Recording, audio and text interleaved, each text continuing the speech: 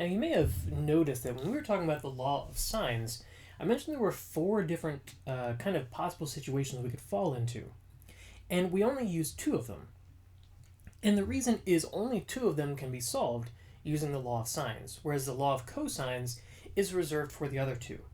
So, when given three sides of a triangle, or two sides in a single angle, we'll be able to use the law of cosines to be able to solve for the rest of the triangle. So, law of cosines works exactly like the law of sines does in the fact that we're essentially just trying to complete a triangle and using that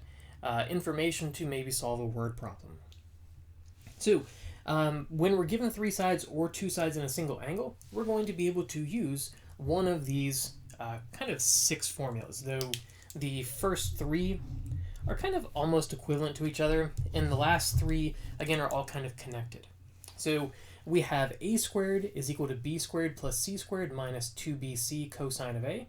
and you'll notice that this means that we're going to be solving for a squared. So in other words, this is when we have two sides and a single angle.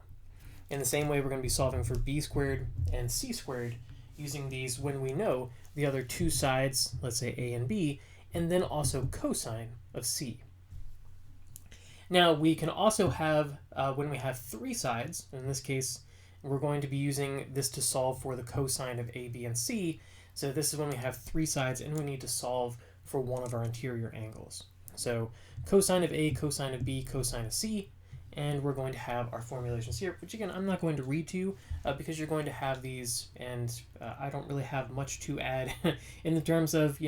just remember that there's a difference between a and b and c, and where those fall, especially in comparison to the angles a, b, and c.